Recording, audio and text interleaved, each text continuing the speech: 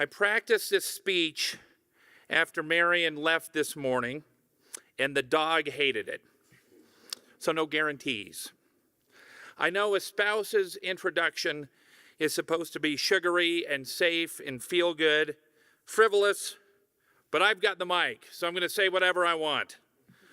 Marian asked to see my introductory remarks. I declined. Ever persuasive, she said, hey, why don't you send the remarks over and they can load it up on the teleprompter? That was code for, I want to see what you're going to say. I'm doing it old school. I have my own perspective and I want to share it. I was involved in politics for a couple decades. I worked for Al Simpson out of high school, Malcolm Wallop out of college, Governor Jim Geringer, President George W. Bush in the White House, Arnold Schwarzenegger, and many others. So I know politics. I understand how it works. And there's a reason there is so much cynicism out there, and that's rightful. You've seen it before. A politician is on TV and they won't answer the question. And you yell at the TV, answer the question. The problem is they're taught not to answer the question. Answer what you want the question to be, which is unbelievably dishonest, and it's wrong. Plus, many of them spend so much time trying to get in the office and then staying elected rather than focusing on actual governance, making hard decisions, and making a difference. So I understand the cynicism. Now, Marian ran for office because she had ideas, and she outlined those ideas at the kitchen table. I know, I was there, and later in the campaign. She wanted to make real change. She wasn't satisfied with where we were. She didn't run because she wanted the title. She laid out actual specifics. Here's what I want to accomplish. She ran an issues-oriented campaign. Actual specifics. Now think about that.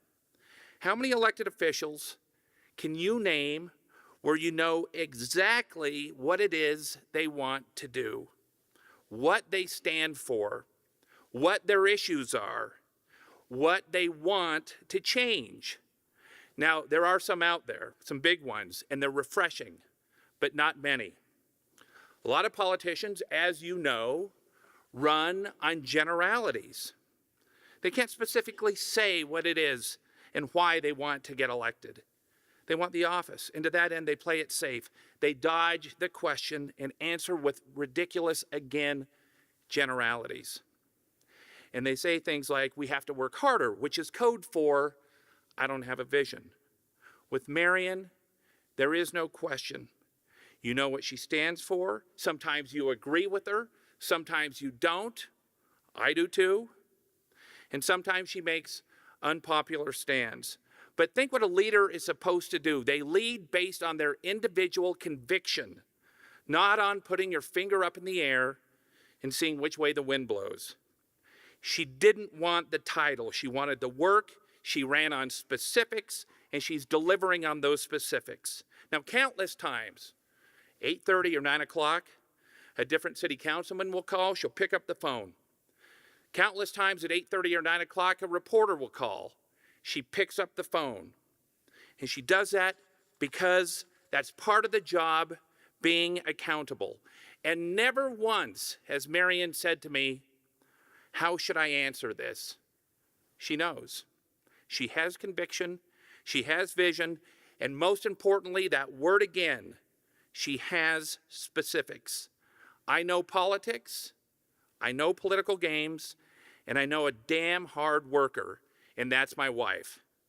You know where she stands. And with that, I introduce to you the mayor of the great city of Cheyenne, Marian Orr.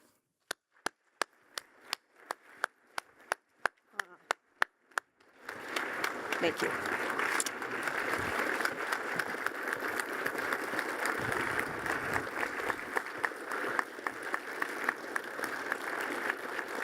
Well, thank you, sweetheart. I enjoyed listening backstage. And thank you, Stevie Ganison. Wonderful as always. Thank you all for being here. I want to recognize some special guests that are here and some of our great community leaders. And they've been a big part of 2008, both in terms of our success, moving us forward, but also remembering our very important past and the sacrifices made for all of us. And so I'd like our Purple Heart responders, our Purple Heart recipients, to please stand and be recognized. Thank you.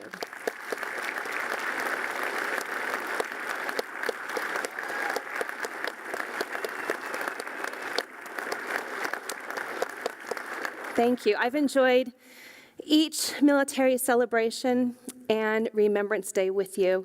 It's been a great year, and I look forward to many more. To all of you, thank you for your service. Additionally, we are really blessed in that Cheyenne was born a military community, and today we stand stronger and taller than ever, thanks to the countless men and women in service, both yesterday and today. So would our veterans and those currently serving in our armed forces please also stand to be recognized so we can thank you.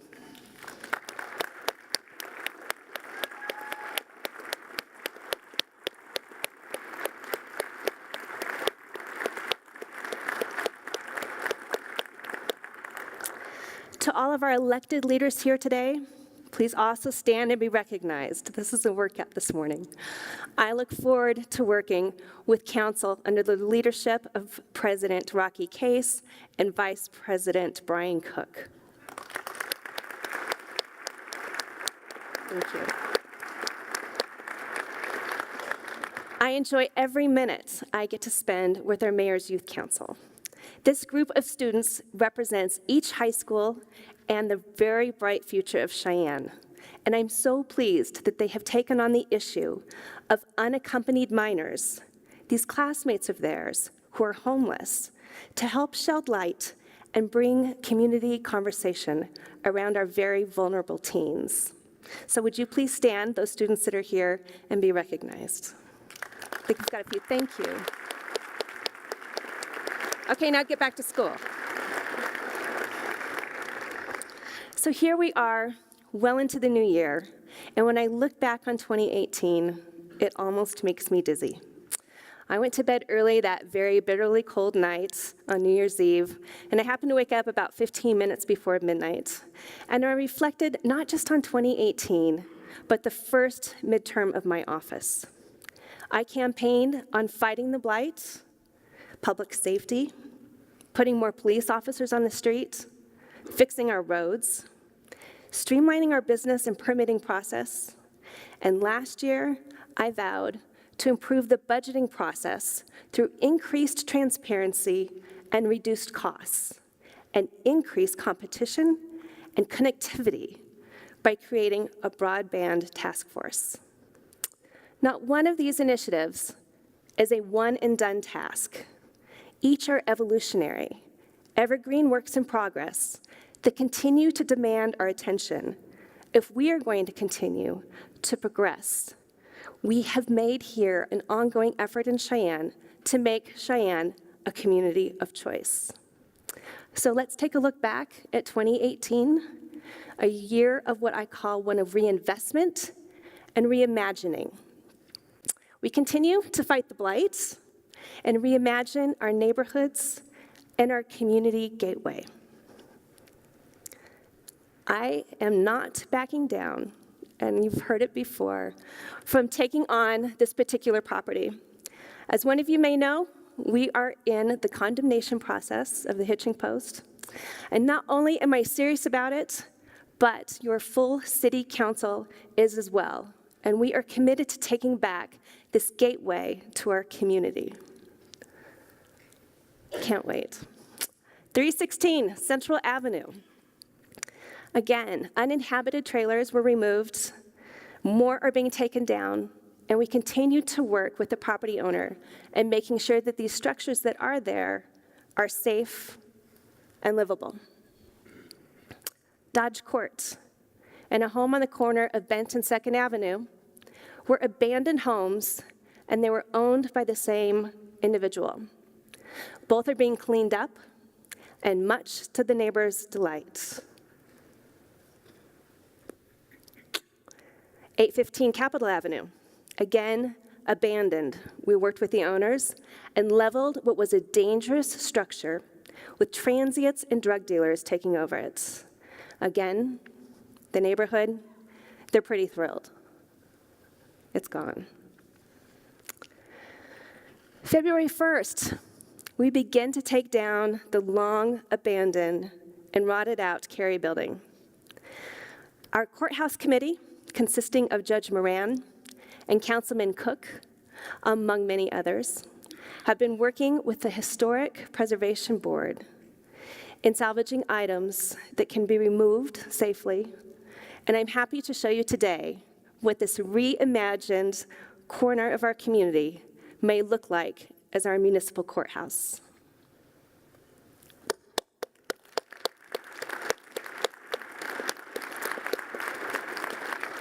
And it's not just the city that has taken on the issue of fighting the blight. One of the best pieces of news, at least for me in 2018, came from our own Blue Federal Credit Union with their announcement that they would be transforming the abandoned Cole Shopping Center into a world-class commercial center and home of their corporate offices.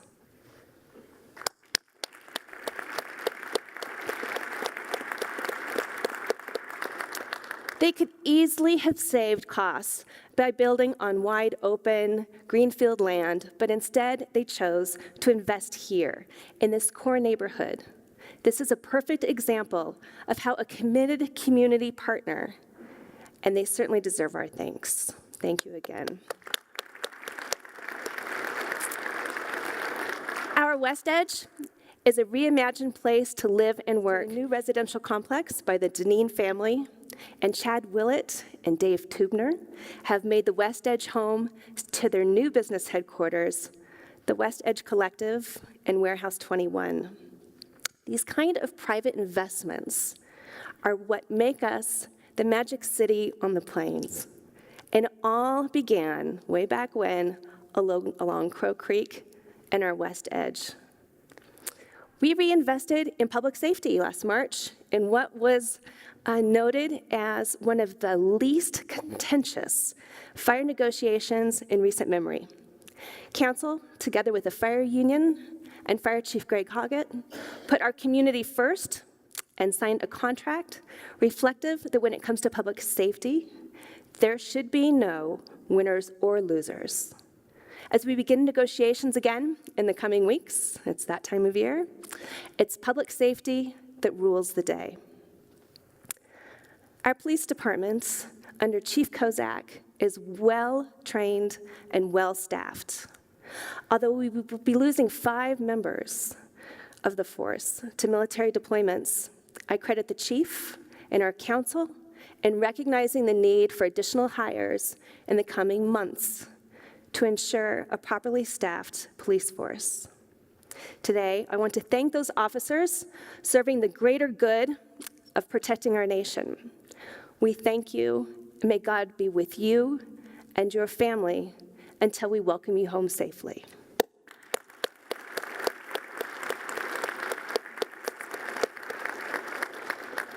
In this fiscal year, we have completed nearly 40 miles of road improvements. The Christensen Overpass is out to bid, and we look forward to breaking ground in the coming months. We continue to work on street and road improvements, loved and hated roundabouts, and a redesign of Evers Boulevard. We continue to work on streamlining our business permitting process, reimagining a process that ensures good planning and clear communication to ensure what is developed and what is built is done so safely and yet timely. Our 2018 budget process was one of the first of its kind, at least as far as anyone can remember.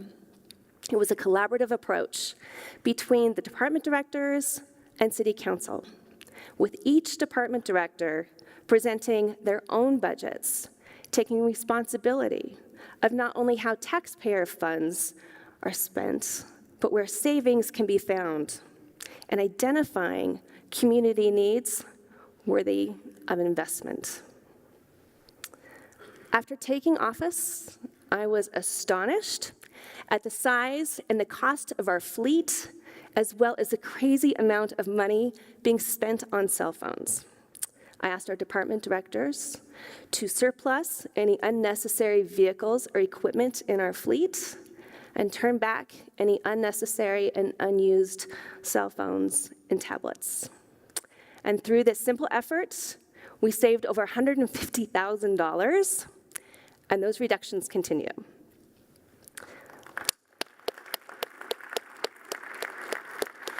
We also took some time and opportunities to reimagine what our ICE and Event Center here would look like for the community.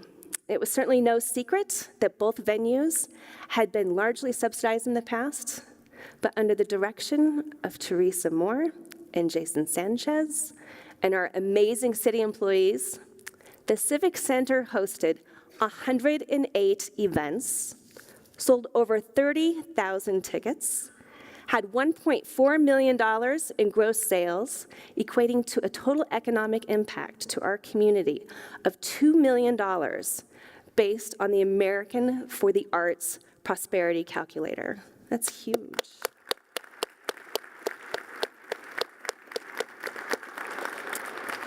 At the ICE and Event Center, as of December 13th, income was actually $13,000 in the black. Hooray. And get this, for the fiscal year so far, they're $114,000 ahead of revenue this same time last year. So, the turnaround in these two facilities have won the praise of myself and of council, and obviously our community thanks you.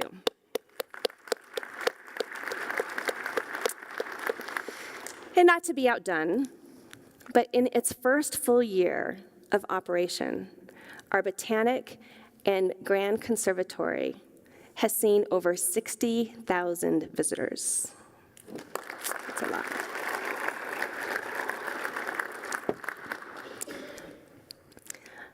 I don't want to hear that there's nothing to do in Cheyenne. Last year, I announced the creation of a broadband task force under the leadership of Eric Trowbridge. And thanks to this group of hardworking individuals, including our own council member, Jeff White, they came forward with very specific recommendations to the city council, which council wholeheartedly adopted. And since then, we have made significant gains towards meeting those recommendations. An exciting, very exciting announcement was made on Friday. If you haven't heard, free Wi-Fi to our depot area, thanks to Microsoft and their $150,000 grant.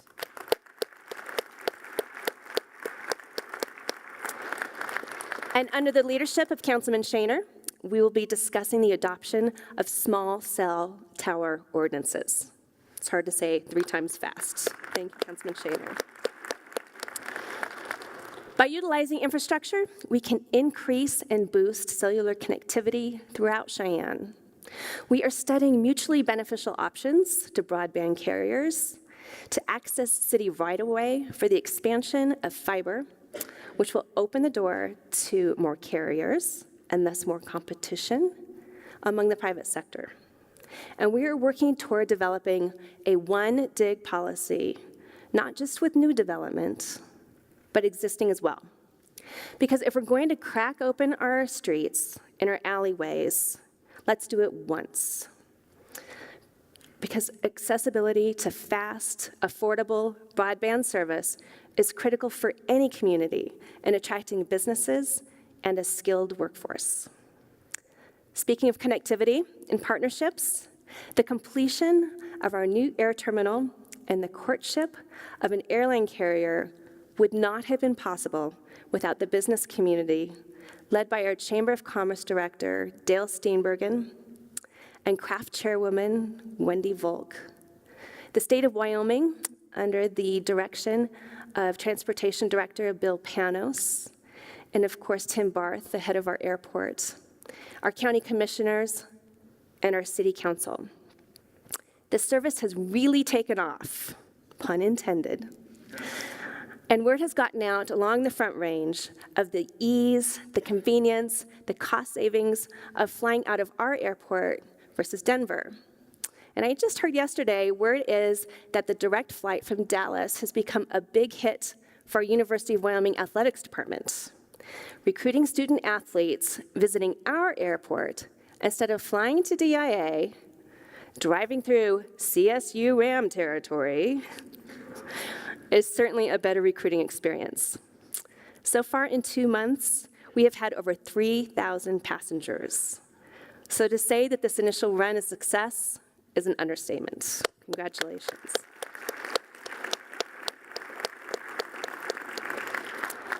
As voters, we committed as a community to reinvest in our roads, our public safety, our parks, and our people in the passage of the fifth penny. This critical penny ensures that the city day-to-day government operations that aren't shiny and new, but they are substantive and necessary. No one likes taxes, and I assure you as mayor, my administration will be prudent with your money. So what's ahead for 2019? A year, I believe, will be a data-driven development year. Together, representatives from the private sector, the public sector, our community colleges, the city, the county, our state leaders have met over the year to collectively develop a forward-thinking plan for the future of Cheyenne. And later this week, you will learn the results of the data collected and the Forward Greater Cheyenne plan. And I ask for our community's full engagement in meeting the milestones that will be set. At City Hall, we continue to build upon the work that we have been able to do so far, and I believe that our city employees are some of the very best. They are. Thank you. I believe that we can and we should be an employer of choice. When we talk about wanting a workforce in our community in which wages are paid that are fair and that jobs can be carried out free of harassment and discrimination, I believe that the city should lead by example. Which is why I'm announcing that as of today, in consultation with our Human Resource Director and our city attorney, the City of Cheyenne has added both gender identity and sexual preference in our statement of non-discrimination for employment.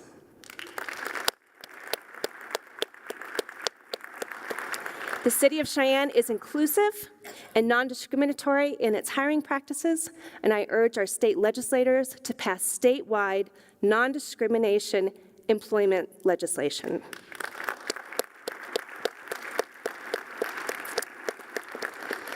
"2019 will be the year of data and evidence for City Hall, and we are starting with building and permitting.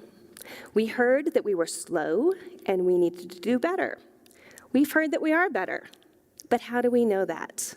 We don't have the data to show where we have been or where we are so that we can set benchmarks to truly increase communication and lessen the wait time for our developers and our builders.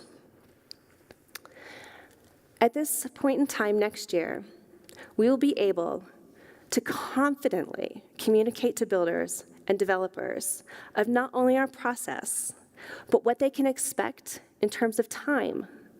And then knowing that time is money, we will drive Cheyenne to be known as a developer-friendly, builder-friendly community, and we will have the data to prove it. That is how we make Cheyenne a community of choice to live and to build. And I believe 2019 will be a year where we see significant developments in expanding our recreational and our outdoor opportunities. We continue to work to provide public access to the Big Hole through the Belvoir Ranch with world-class hiking and mountain biking under the leadership of Councilman Scott Roybal. And the revitalization of Crow Creek under the leadership of Councilman Pete Laybourne. We know that our outdoor resources and recreational opportunities are drivers when it comes to attracting young professionals and keeping them here. The MVP in my office, no doubt, has been our part-time addition of Ida Mae Apostolou. We needed a backup when Holly was on vacation or when she was sick, and what we have found in Ida Mae cannot be replicated. She served as executive assistant to Mayor Erickson, who I see. Very nice to have you here today, sir. So she was no stranger when she came to the office, and I'd be willing to bet that some of the calls that she has received in our office are not that much different than she received some time ago. She knows everyone in town. Her sense of protocol is impeccable, and her work ethic is unbelievable. But the bottom line is this: we have a very tight jobs market, and so I'm calling on all employers to take a look at our boomers and seniors. They have so much to offer. They have experience, not only in the workforce, but a lifetime of experience. And they want to work. They want to feel useful. And they can be. So take a second and take a look at our seniors. And to the seniors I say, if you want to rejoin the workforce, we want you. You're valuable. Reach out to employers. You are needed. My office is so much stronger with Ida. So let's re-engage our boomers and seniors into our community.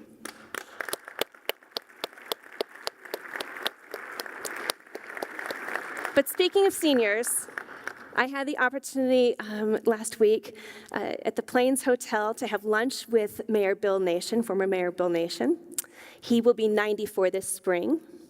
Mayor Nation was actually the manager at the Plains Hotel for a stint, and I've not enjoyed a conversation more lately than listening to Plains Hotel owner Astrid and Mayor Nation share stories of you knows and did you knows over lunch.